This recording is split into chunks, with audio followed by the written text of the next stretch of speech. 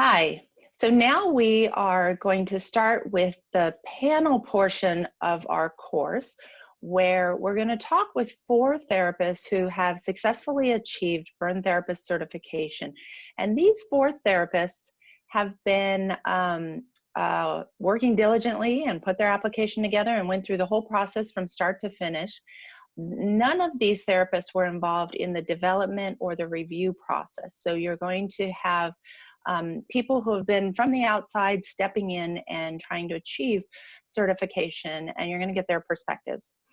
We have on our panel today Brooke Murtaugh, who is an occupational therapist and burn program leader at Madonna Rehabilitation Hospital in Lincoln, Nebraska. And we have Audrey O'Neill, who is a burn physical therapist at Eskenazi Health in Indianapolis. Then we have Stephanie Weeks, who is the senior physiotherapist for the New South Wales Pediatric Severe Burn Injury Service at the Children's Hospital in Westmead in Sydney, and she's been there the past 10 years. We have Renee Warthman, who is an occupational therapist at Arizona Burn Center. She works mostly full-time in burns and primarily in acute care, but treats patients across the whole spectrum of burn injury through reconstruction. Each one of our panel members today is going to give you just a short spiel on what their experience was like, some of their background into wanting to do burn therapist certification, and the challenges that they may have encountered along the way. And then we're going to open up the discussion with all 4 of our panelists, and I will be moderating some questions that we solicited ahead of time through ameriburn.org. If you have additional questions when we are done, please log on to the American Burn Association webpage, which is down here at the bottom. And under the Member Center, there is a section for My AmeriBurn where you can go on. There's already a discussion started, and you can pose your questions, and our panel members can check on that and give you their personal feedback on those questions as well. All right, so we will now begin with Brooke. Well, hello, I'm Brooke Murtaugh. As Ingrid had said, I'm an occupational therapist at Madonna Rehab Hospital. So my part and what I was asked to talk about as far as my burn application is, the process as well as the revision and the feedback, and because that can be a very intimidating process. And I felt I was in a unique position, which also made me nervous with my application, as I don't treat in an acute burn center. I'm in the post-acute care side with in an inpatient acute rehab facility. So we're getting burns from a burn center, and then their lengths of stay are anywhere from 4 weeks to 4 months, depending on the size of burn. So how to capture that different level of care versus my assumption was so many of the applicants, as well as potentially the developers of the BTC, were acute care burn therapists. So how to elicit the difference in care and how my care planning and my case studies and get that across, because it does look different than what therapists do in the acute care burn center. So I submitted my application, I did my case studies, and I did receive back with revision. So it was like, yeah, you're kind of there, but we need to see more. And what I realized in looking through the revisions, and I had a lot of revisions, I was very overwhelmed when I received the feedback, because I had feedback on almost every single objective, every single practice standard. And I was like, oh my gosh, I was way off the mark. And as I read through the revisions, I realized that, I read through the application handbook multiple times before I started my application, as well as then referred back to it during my process. And I realized that the part of the handbook that really talks about, making your answers and your case studies as you address the practice standards and the objectives to be succinct and to the point, I took that way too literally. So what I want to really have new applicants or people considering applying to know is answer the why. That's what I didn't do the first time, is my case studies on evaluation, and then the other practice standards that I highlighted in my additional case studies. I laid it out almost like a treatment note. This is what I did. This is what I did next. Here were my goals, and just laid out this case to give that picture to the reviewer of what this patient looked like and how I treated them. What I did not do on my first application was answer the why I did it. And that was the majority of my feedback on every single part is, we understand what you're doing, but give us more. Why did you do this? What is the evidence? What is your clinical reasoning for choosing the treatment interventions A, B, and C? And so taking a step back and looking at those revisions, and I kind of started over, which was another area where made me really nervous. I'm like, I don't know if this is the right way to do it, but I don't know how else to do it to answer and hit all these recommendations. So I went back through sentence by sentence, intervention by intervention, but then answered the why. And it forced me to go back to the evidence and review, why am I doing this? Why am I splinting? Why am I casting? Why did I write that goal? Why did I set my length of stay for this long? Why was I doing intensive exercise? And really highlighting the evidence of where I drew that treatment intervention from. Another part, referring back to the handbook and how they wanted your case studies laid out, is they want those 5 references at the end of your case study. Again, I took that too literal and just had my 5 at the end, but I didn't reference within my case study. And so I didn't know how else to do it. I'm like, here's why I did this, and here's the reference. What article, what practice guideline, what book chapter, and I did that within the article, as you would write, say, a research article, and then had the full reference at the end. And so I submitted all that. My application was probably 2 times as long as the original to really extrapolate that why for each practice guideline and objective for the cases. And then I was fortunate, I was approved on my second application. Hi, my name's Audrey. As Ingrid said, I'm from Eskenazi Hospital in Indianapolis.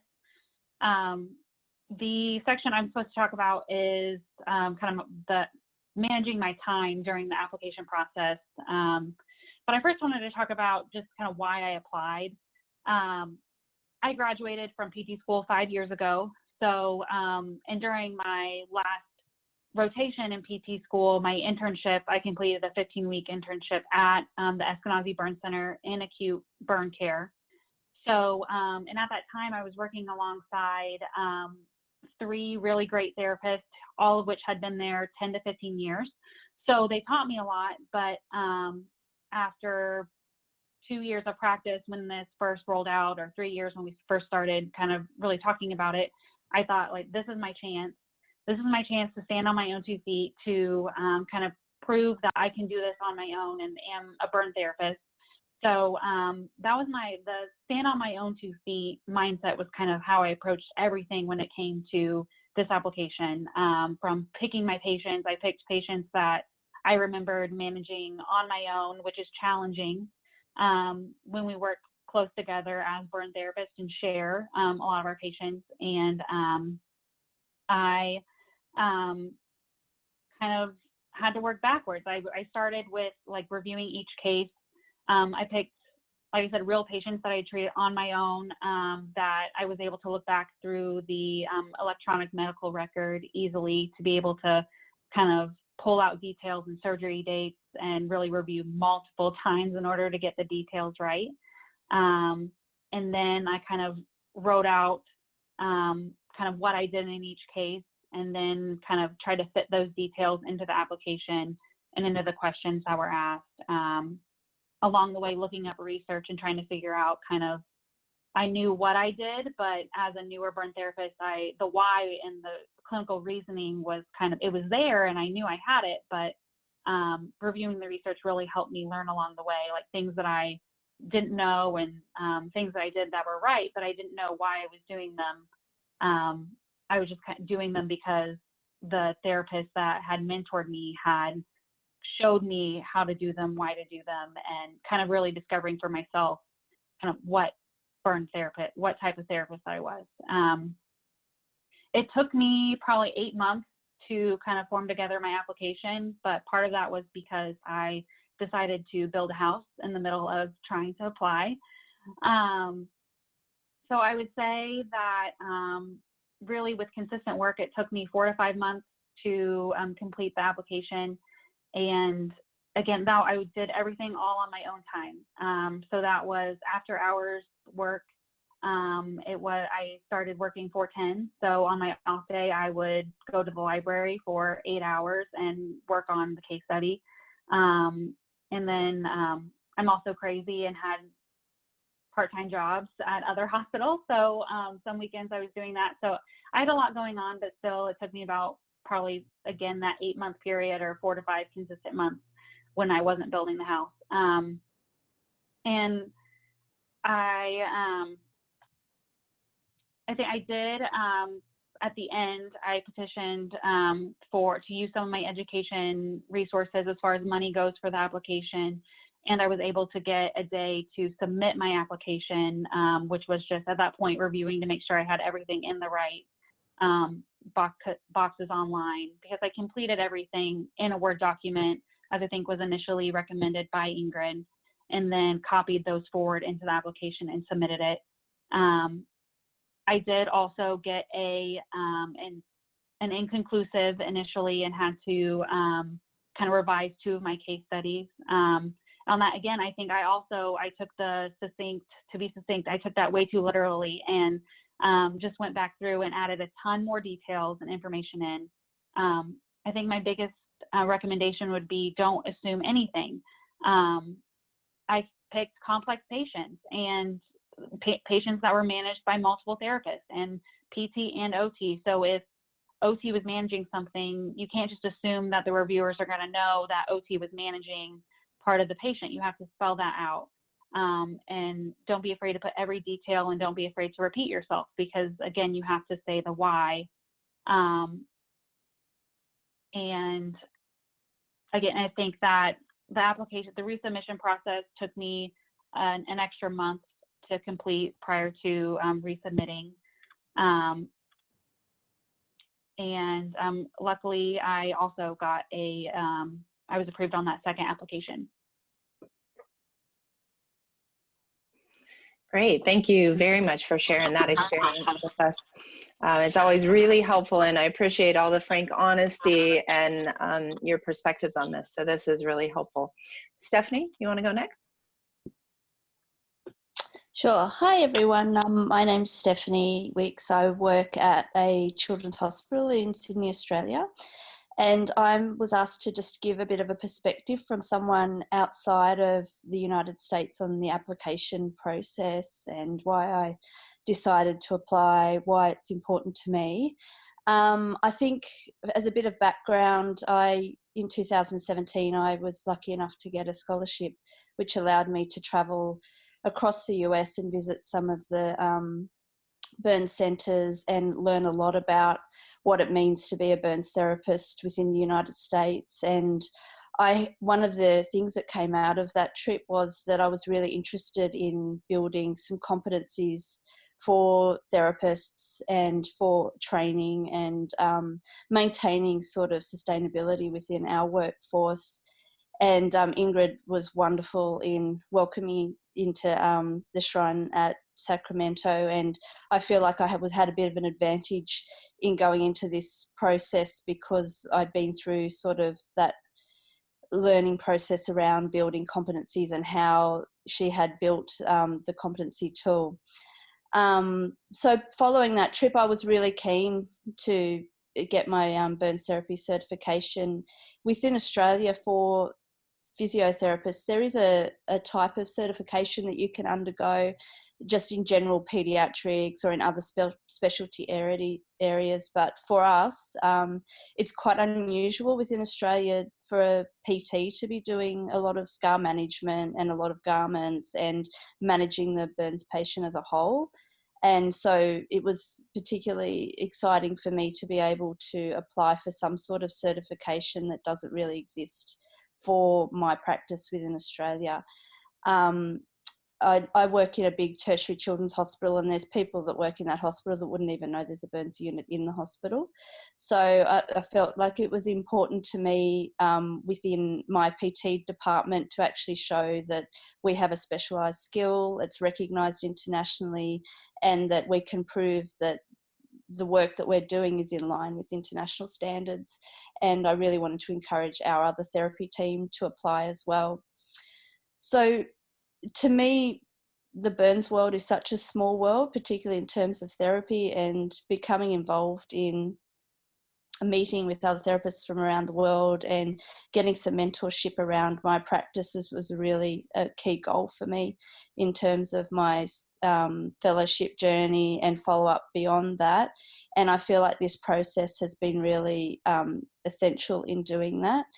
I was anxious about the process because I was a bit worried that perhaps some of the things that we do down here in Australia might be seen as different, or that I might not get my application through based on some disagreement about how we approach certain things. But to be honest, like, I feel like the process is really, it's about the why and about us being able to demonstrate what we know and how we apply things and how we approach things when they're not going right. So I think the biggest advice I could have for people applying is to choose patients that you know that you managed well, and choose patients where it wasn't always smooth sailing, and choose those patients where you had turning points, you had to make decisions, you had to justify those decisions within yourself. And those are the patients that I found easier to justify within the application. You know, like, you could identify that there was a problem, you could discuss how you worked through which way to go next, and they weren't necessarily the most difficult patients. I think one of my cases was a really small hand burn that really shouldn't have been a problem, but developed a really rapidly progressing contracture that we weren't expecting, and we had to change the way we did everything. And it wasn't a very big burn, but it was an important patient to me because it was a way to kind of demonstrate a skill that I feel that I do well. And there's a lot of things within burns therapy that I don't think I'm particularly expert at. So picking a patient where you can demonstrate a bit of expertise and some confidence in justifying your choices was important to me, and I think that really helped me get my point across in a fairly succinct kind of way. I think when I approached my application, I was trying to get ahead of the game. I had 2 weeks off, and I put in the application thinking it'll take them at least 2 weeks to get back to me. It took them 2 days. So that left me with only about 4 weeks to do my application. So, I mean, I think the advice I would give is that have your case studies that you're thinking of presenting in your head ahead of time, group them into what category you think that they will best fit and how they'll best show your skill as a therapist, and then get ready to work. I can totally sympathise with people doing lots of work after hours up till midnight, trying to get things finished, trying to get things done. And the actual submission at the end was what really did me in a bit, because you have to be prepared to sit there and make sure that you're cutting and pasting, that your formatting's correct, and that took a long time. And I think if I had my time again, I'd probably try and do one case at a time and really finish one and upload it before moving on, because it did create a little bit of stress in the end. And I think attending the session at the ABA meeting last year really helped me a lot. So listening to what other people's suggestions were and how to approach things, how to avoid having to do revisions if possible. And I think that really helped me in pulling out the objectives and being able to answer what was needed within each objective, because when I first sort of started with my cases, I kind of felt like I was trying to answer the whole application in the first question box, and and then you get to like 11 and 12 and you just think, I feel like I've already answered this but I don't want to repeat it.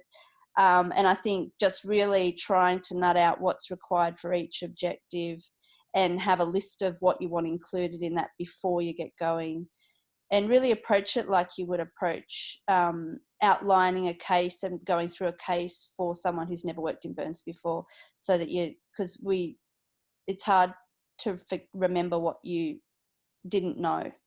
And assuming that people are following you and following your train of thought, on a couple of my cases, I found myself going down that path and really coming back and making sure that you explain all the details step by step, so that you can prove that you know what you know, and that you're not assuming that people are understanding what you know. And I think my most anxiety-provoking thing about it was I felt like my cases, particularly the case where you actually talk about a program you delivered, I felt like the reviewers were going to know who it was.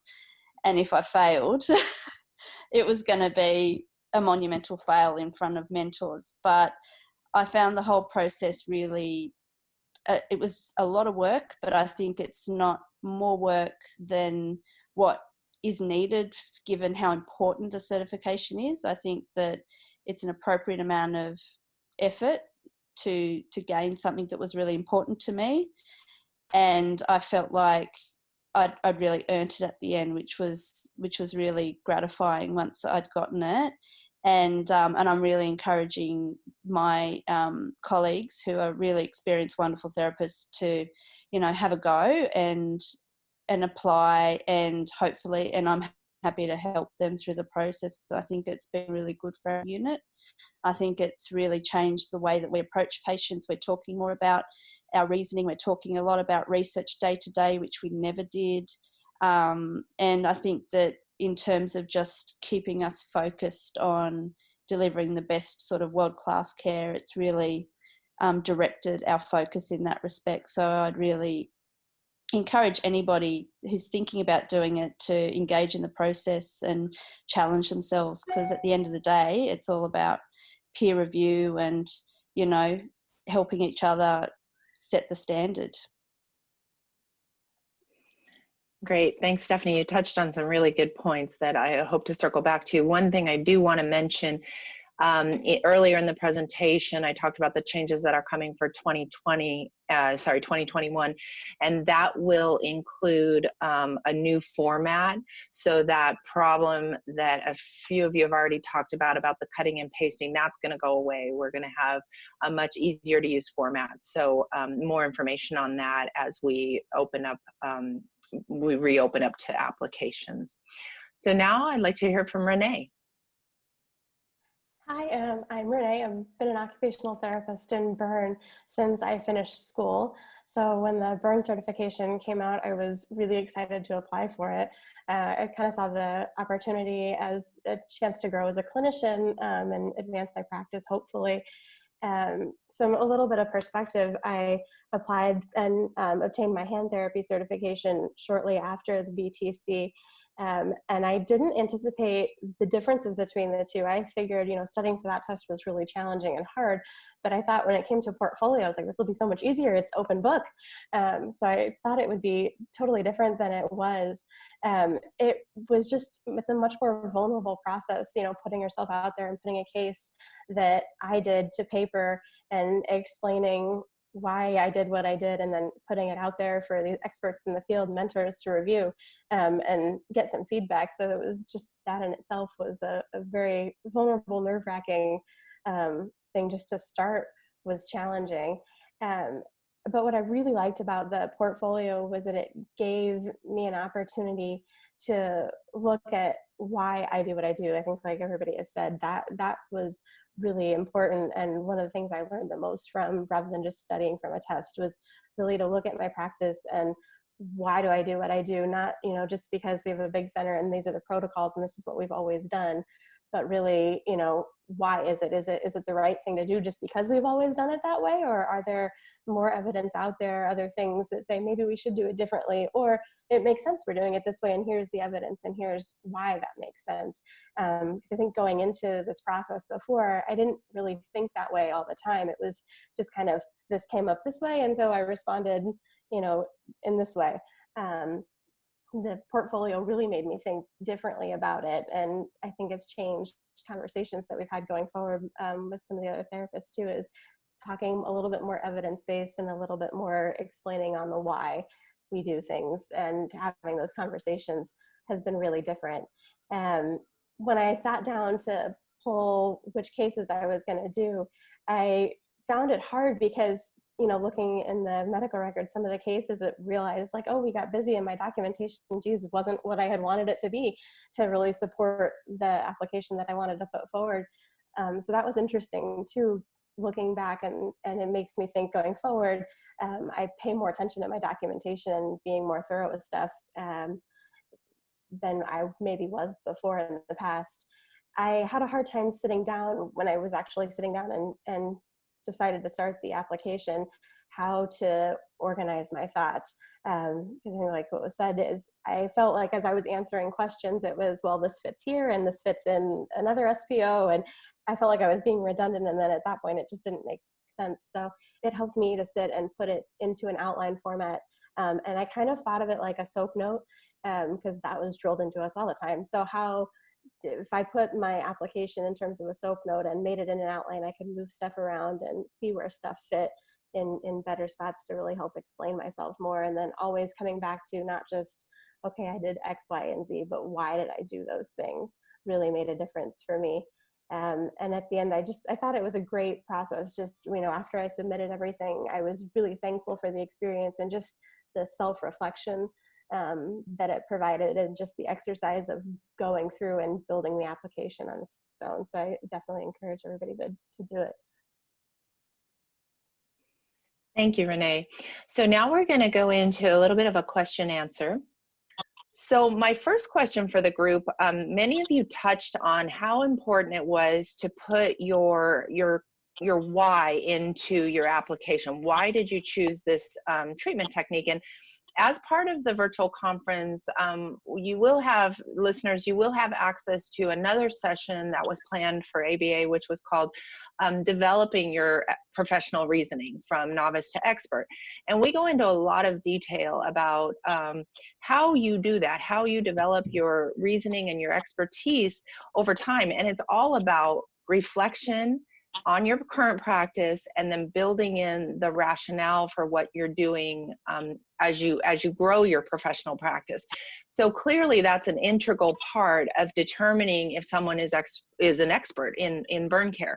And all of you kind of took that away from the application process. So my question to you, panel, is how did it feel, like on the feel level, but also on the practical level? What did you do to kind of get beyond the feeling of having to reflect and be vulnerable in not only just how you're presenting the work that you're doing, but then of course being judged for that work through the application process? So how did that feel? And then how did you get beyond that to be able to bring the why to your application? Stephanie? I think for me, it's being okay with people disagreeing with you, but also, I mean, we all have our different methods, we all have our different approaches and our different expertise, but being able to realize that the point was that whatever you were presenting as a treatment option, that you were very confident in your personal justification of it. So based on your experience, based on evidence that that you follow, based on your clinical practice and how it's developed, and being able to actually justify it. Because that was something that I was really nervous about, was being judged if something wasn't kind of along the same lines as what like one of the evaluators tended to agree with, and I was a bit worried that might impact on my application, but I really feel that it didn't, because it was the why that they were looking for, and they're just looking for that justification and, you know, that ability to see a problem, talk about what you would normally do, talk about what you did in this circumstance to change your approach to meet that need. So, I mean, I was anxious up until the day that I got the result back. But I think it's okay to be anxious, because it really drove me to think deep about this kind of stuff, and to really make sure that I was able to really give some good justification, rather than just saying I do this because that's what you do when somebody comes to you and it looks like this. Yeah, and I do want to comment that you're exactly right. Like the reviewer's approach to care, or the reviewer's opinion of your approach to care, is not part of the process. It's about you being able to provide the rationale in a sound way. Of course, if the rationale is not based on sound experience and evidence, and can be kind of trailed, the thinking can be trailed back, then it becomes problematic. But it's not about whether or not it's in agreement with the reviewer. So thank you for making that point, because I think people are concerned about that, and that doesn't play into this process at all. And also thank you for making the point about how it's a nerve-wracking process. Everyone realizes that the reviewers had to do it themselves. We all had to expose ourselves, and we weren't blinded to each other. So that made it even more scary. Anyone else thoughts on professional reflection and how that felt to you?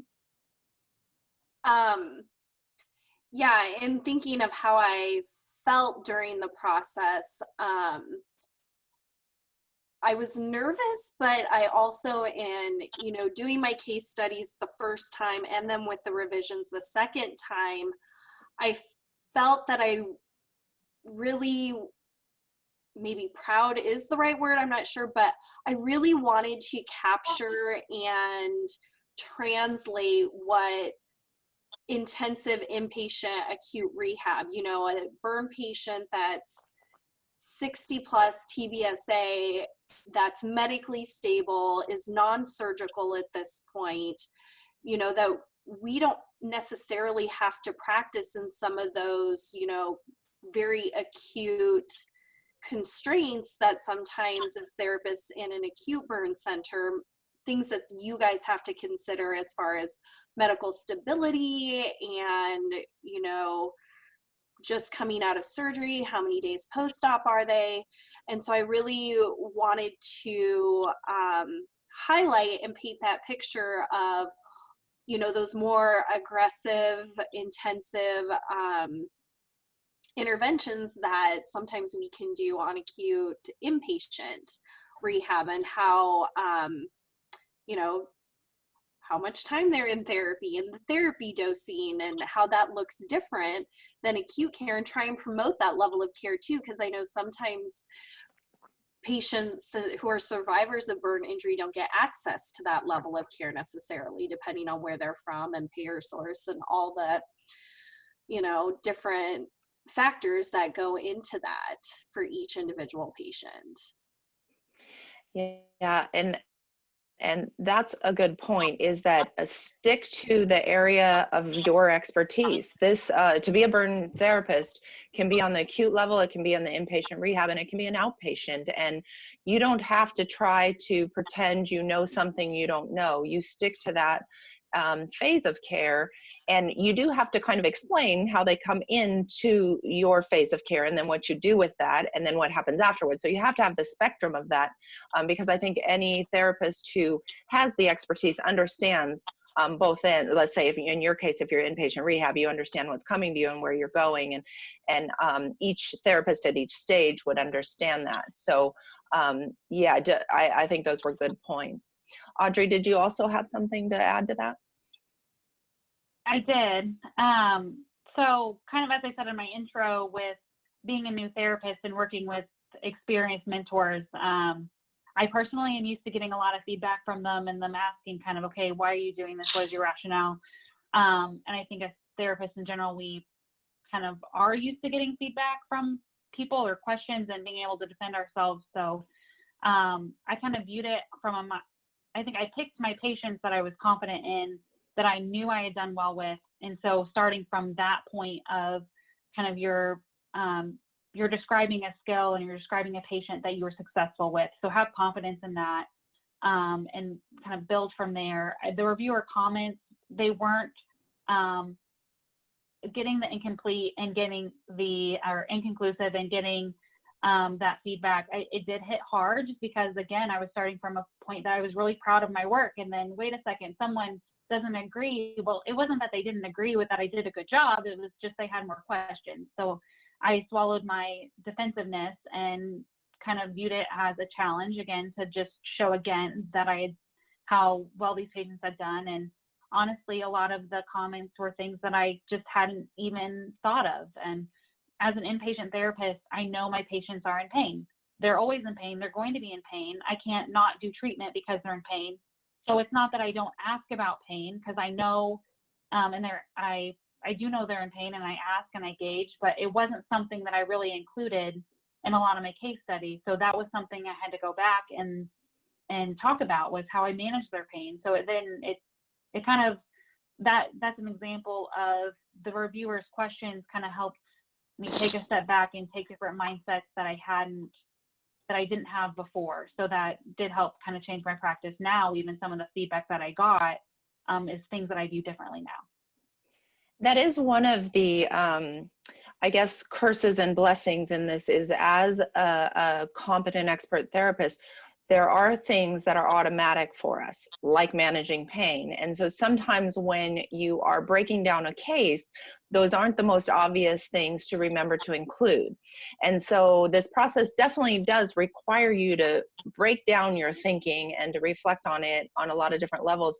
And as I mentioned in the earlier presentation, an inconclusive is not a bad thing, and that in general, I think we as therapists, we're learning, we really need to approach this certification application and process as a learning process, because whether that learning is done in your preparation or that learning is done in addition with the feedback that you get, it really is all about making us better therapists, making us accountable to our patients so that we can provide better care. So I think what you described about that is exactly what a lot of applicants will experience, where something is automatic, or they've done it, or maybe they do it in a certain way that is incorporated into other treatments. And sometimes the reviewer just needs that broken down, because again, as we don't want applicants to assume anything, reviewers are not going to assume anything either.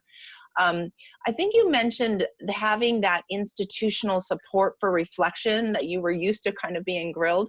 I think that's fabulous. I don't think it's as common as you realize, so you're pretty lucky. And so that is something that, I would love for you to be able to put out how that structure works for other burn centers. But I'd like to hear from the other speakers. Did you have institutional support, not for the application, but for ongoing reflection of your practice? And then, or if you don't have the institutional support, do you take time in your professional life to reflect on your practice? Because in order to really grow as a clinician, that learning component of it comes from reflection, not just experience, not just going through the motions. You have to reflect on how you've done that. So have any of you had experience, either personally or with your institution, on having reflection?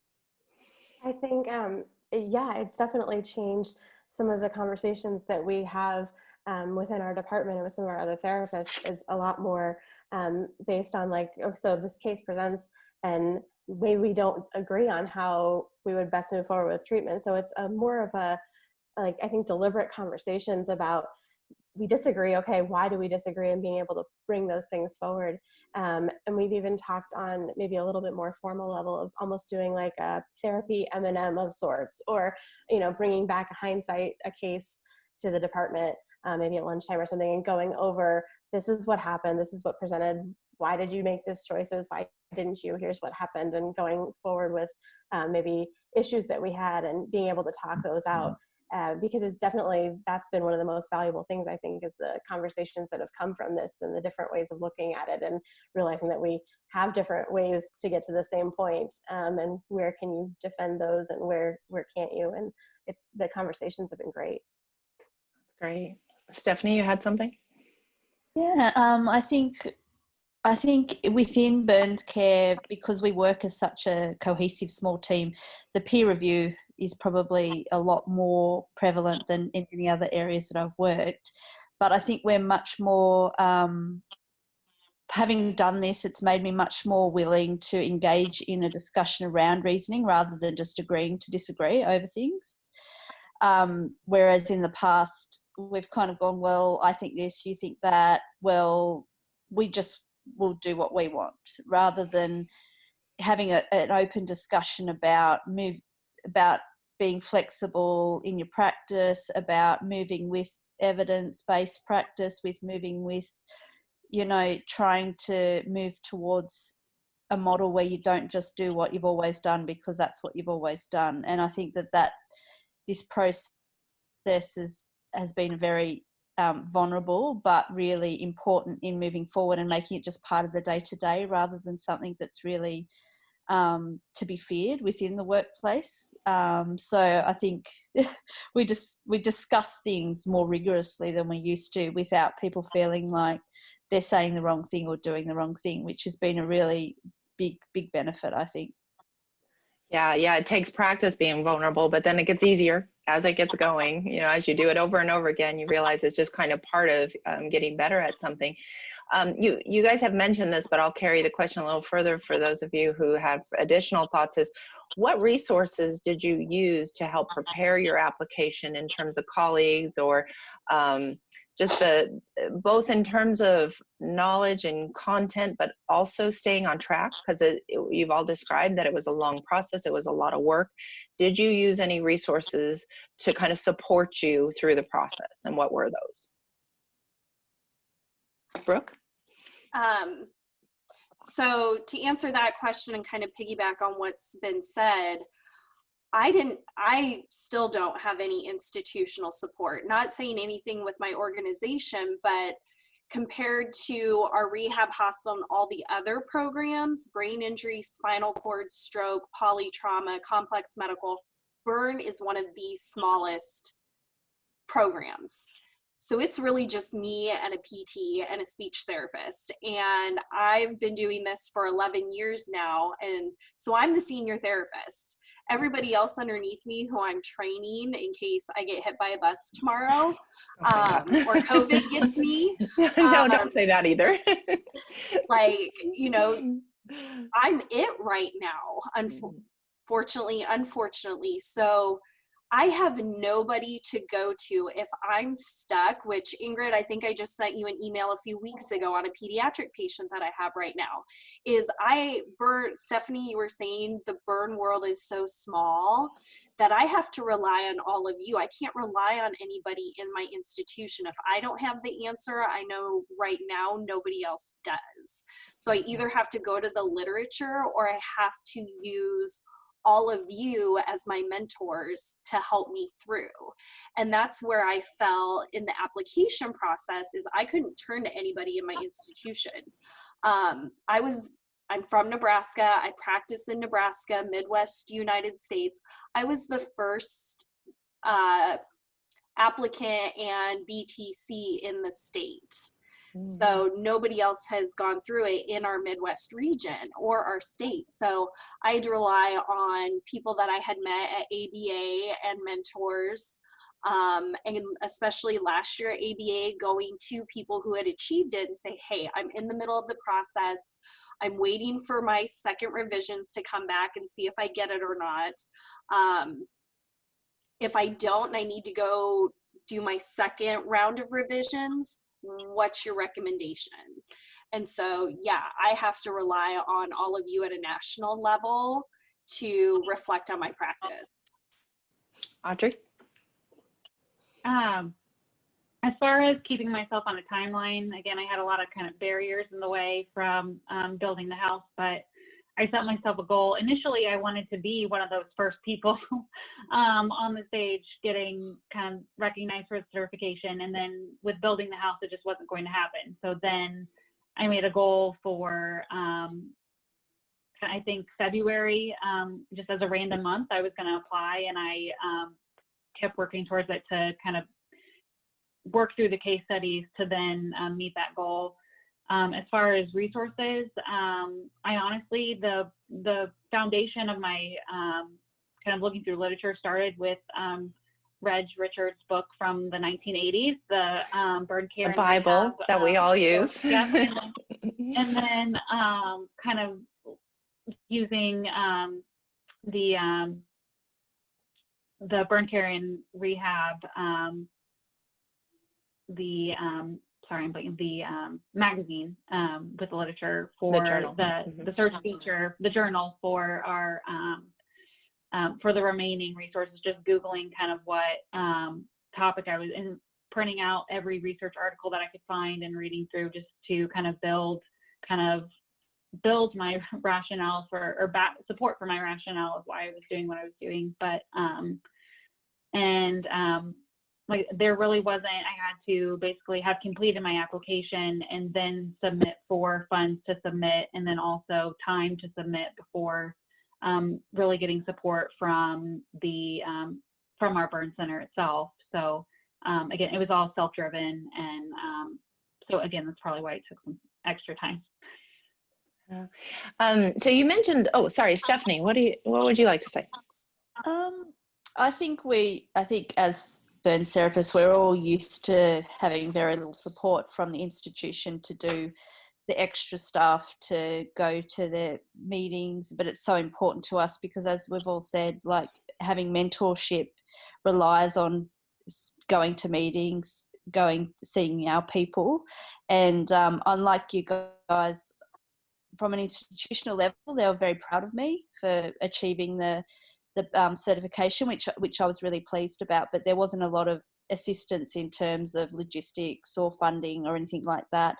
But I think the biggest thing I've learned through doing the fellowship and trying to direct my career in terms of the burns world is that, you know, you're your biggest advocate, you're your biggest driver. And I think I said to one of my colleagues the other day, I never thought I'd be so happy working so hard. So once you kind of put yourself in the driving seat, and opportunities come along for people that stand out as being willing to take it into their own hands and work hard for something, and it just grows and grows and grows, whether you are ready for it or not. Yeah, that's great. And I think, you know, one of my questions was going to be about kind of how things have changed for you since. It sounds like a lot of you have described how your thinking or your practice or your interaction with your colleagues has changed. Is there anything to add to that, Brooke? I definitely have noticed since I achieved my BTC and in collaborating with the burn centers that are referring, I'm getting a lot more referrals. It has been a steady stream of 1 to 2 patients at one time in our acute rehab on our unit where our burn patients are admitted to for the last 18 months. I think since I do work very closely with the burn docs and they come around in our facility and we've had that conversation, and, you know, I bragged myself up a little bit because I was really proud of that, and hit like, hey, do you realize the ABA is doing this? Are your therapists doing this on the acute care side? That it was a vetting process. We needed that in our profession, because I would get that a lot when I would teach, is what certification do you have to like be talking about this and teaching others? And up until now, I was like, nothing. This is, I've learned on my own, I've learned from mentors, and I'm trying to teach you. And so this was a vetting process. Like, the leaders at the ABA have vetted us, that we know what we're doing in caring for these burn patients at a rehabilitative level. And so, yeah, I've noticed that it's just been a steady stream of referrals, and the referrals have gotten wider. I'm drawing from several more burn centers that I haven't in the past that I'm now collaborating with. That's great. Yeah, so I think that's been huge, because at least my perception is our burn surgeons, they want to keep their burns close because, you know, they want to monitor them. And so they're a little hesitant, at least in our area, to send them outside their own facility where it's a little bit harder to keep an eye on them, a little bit harder to monitor. And are they sending their patients to people who know what they're doing? Yeah. And so I think this has been a really beneficial process and certification for our professions to have that and say, hey, you're involved with the ABA, you're a verified ABA center. The ABA is verifying us as well as rehabilitation experts. Yeah, I think something you mentioned that's really important is you earned this. You worked hard to earn this. This is not an easy process, as all of you have indicated, and those of you out here who have tried or successfully accomplished it, you know it's a lot of work. And so allow yourself to wear that crown that you've worked for, because it does show that you have a level of knowledge and you have a level of expertise and you have something to offer the burn patient and the burn team. And so being able to get the word out there to your referral sources, to your own team, to your own hospital, to your state. ABA has your names on the website so people can reference the closest burn therapist who is certified. That's important for advocating for our profession. So I really commend all of you for your efforts, not only with the process, but being able to take that certification. And it sounds like none of you have stopped with just the letters behind your name. You're all doing more for the profession. And I think that really speaks strongly to the quality of the therapist that receives certification and the power of the process in bringing us all to a better place of practice standards, of professional support and professional interactions, both within our hospitals and beyond. So I thank all of you guys for your time on this panel, for your dedication, and for applying for a burn therapist certification. It is valuable to our teams and our patients. So thank you all for being here today. So one final question. For a therapist who's out there considering applying for certification, but maybe they're either toward the end of their career, maybe they're not, and they're thinking this is a lot of work, this is a lot of time, what would you say to them in terms of the value of certification, and what would you say to them to motivate them to pursue it? Audrey, you want to go first?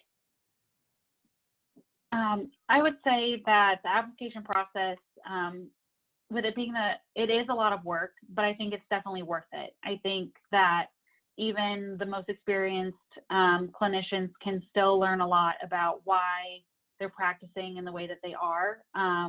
Having only practiced for 3 years, whenever I was starting my application, I still was looking back at patients and realizing things that I did early on in my career and then had kind of phased out of, but were valuable tools and have started going back to them. So I think that could be said for therapists who've been practicing for 10, for 15 years, just taking that reflection back of kind of why we're doing and what we do and how they've evolved. And I think that kind of as you get started in the application process, the case studies that you do, they get easier and they get faster. So I wouldn't be intimidated by your first read through the application. Again, I think it's really worth it. And I think that even if you've been practicing for a long time, you can still get a lot of value. Right. Stephanie? I think it depends. You've got to ask yourself how important it is to you, how important it is to your facility. It was important to me because I felt I really wanted that external peer review and from the rest of the world, as opposed to just our small little unit in Sydney. And our hospital prides itself on providing world-class care. So it was important to me to validate that that was the care that I was giving and that our unit was giving. I think, though, if it's not important to you personally and you don't see the value in doing the work, then you're probably not going to investigate this as a process anyway.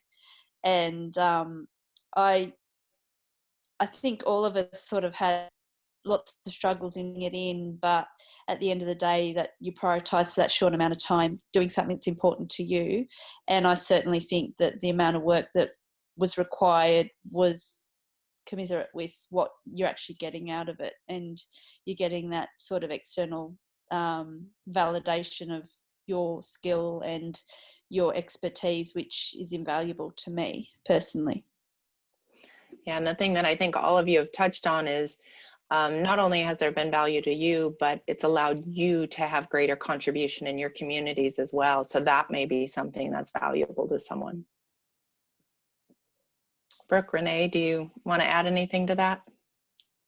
I mean, I think not only is it important for us as professionals and our referral sources and our teams, but I think it's important for our patients too. The patient I have right now that I've been treating for a few months, I was in the other day to, work on her ADLs and her burn shower. And she goes, somebody told me you're the only certified burn therapist in the state. I'm like, yeah, that's true. She goes, that makes me feel so much better.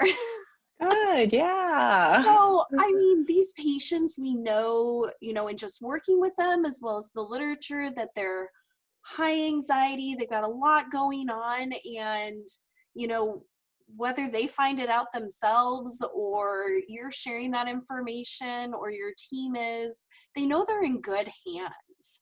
They know they're with a therapist, regardless if you're 3 years out of school or 13 or 30, that you know what you're doing and they are in good hands and they're going to get better in your care. That's great. Thank you. Yeah, I agree, I think, with everything that's been said. I mean, it was initially important to me just on a personal level. I didn't think that our organization, that it would change much from that on that level, but personally it was important to put out there what I do and have it, peer reviewed by experts in the field and just kind of see where I land. And then going forward, I think that validation and vetting that, there is value to what we do, and that we are, we've put forward this work to obtain this certification. I think, like it's been said, it adds confidence and it puts some validity behind who we are and what we do. Great. Well, again, thank you guys all for being here. And I really look forward to seeing what each of you as a leader in this community has to offer our future for the organization, as well as just in burn rehab in general. So again, thank you for taking the time to be here today.